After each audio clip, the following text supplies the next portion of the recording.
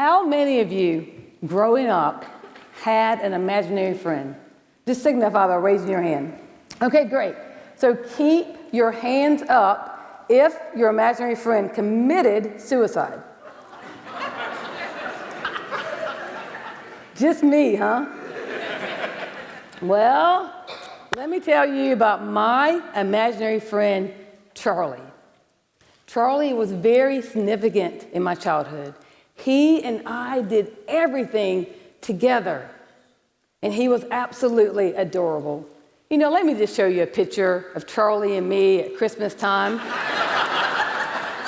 Right? Did I tell you he was adorable? Look at him, look at his hair, it's perfect. But he wasn't just a cute kid. Charlie also was a really good student. He was an avid reader. We have a picture of Charlie at school.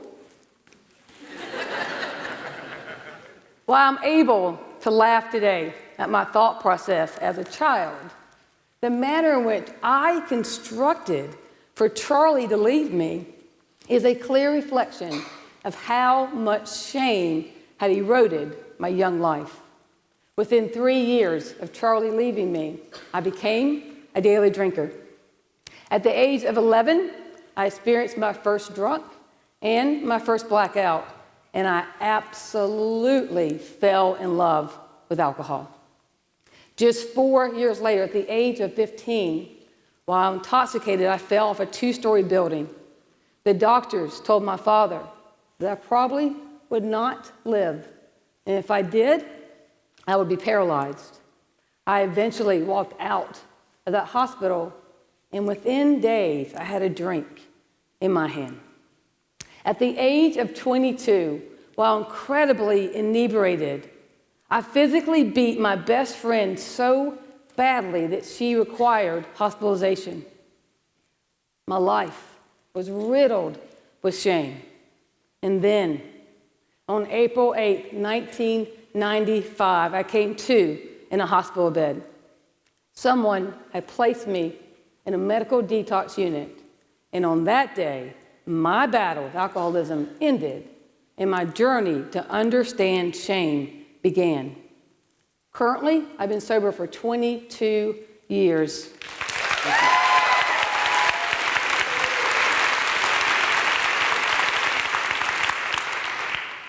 And every day, I see the devastation of shame.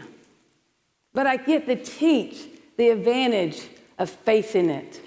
And I believe that we can eradicate shame one lie, one life at a time. What is shame? How did something invisible become so destructively evident in my life? Shame is a belief that I'm not good enough. It is an idea that I am who others say I am, and I forfeit the right to decide myself. Shame is a gift, it is a host of lies, and it's graffiti. Shame is a gift. Now, it's not the Christmas Honeycutt kind of gift. It's more of the STD type, right? You cannot manufacture it alone. Someone else has to give it to you. Someone else has to bring you into a relationship with shame. A child cannot believe or think that she is stupid unless someone tells her that she is. Shame comes from the outside, social media, TV, parents, teachers, complete strangers, and it buries itself inside of us, and it changes how we view ourselves and the world. Brene Brown states, shame corrodes the very part of us that believes we're capable of change. What that means is, if you comment on my weight, I'm not going to go home and adopt a healthy lifestyle. I'm going to go home and eat a box of Oreos. Double stuff at that. Shame is a host of lies. After spending some time with me, my AA sponsor, she told me that my mind was a bad neighborhood. She said, don't go up there alone. It's just too dangerous. Now, you've heard a little bit about my childhood. Remember Charlie? So you may tend to agree with her, and I do as well. My mind is a bad neighborhood, but only when I believe the lies of shame. When I live a lie as if it is true, then I'm distracted from my purpose, instead consumed by behavior, drug addiction, bulimia, people-pleasing, just to name a few. Truth can hurt, but it doesn't create bondage. That's shame's job. My job is to put shame out of work. With shame unemployed, the neighborhood can become a quieter, safer place, and purpose can take up residency. Shame is the graffiti that covers our purpose. When I look at this picture, my first reaction is punks. Punks that have too much time on their hands.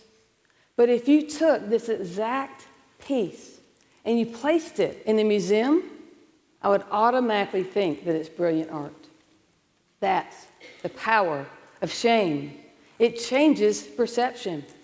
I had to quit allowing where I was in my life, my location, and what others wrote on me to devalue my purpose. Once I stopped being distracted by the graffiti, the colors, the images, then I could look deeper and see the true meaning. Beneath graffiti is purpose. The message within art, just like shame, is always purposeful.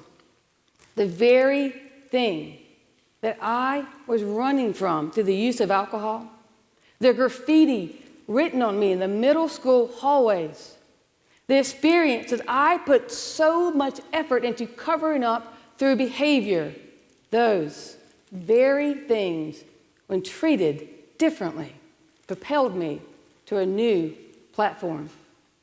For a beautiful and very relative illustration, just look at the power of TED Talks. Every TED Talk is someone who saw art where I only saw graffiti. It is evidence of shame being repurposed. When I am able to take a shameful experience and use it as a stepping stool, then it's not just me who gets a new view. For a simple example, I work with teenagers. There's been times they've come into my office absolutely devastated because they've just received their SAT score. The future that they had envisioned is now destroyed based on their thoughts about their score. And I'll say to them, do you see all the degrees on my wall? Let me tell you my SAT score. Let's just put it this way. My SAT score is a really good credit score. True. It's true. It's just not a good SAT score.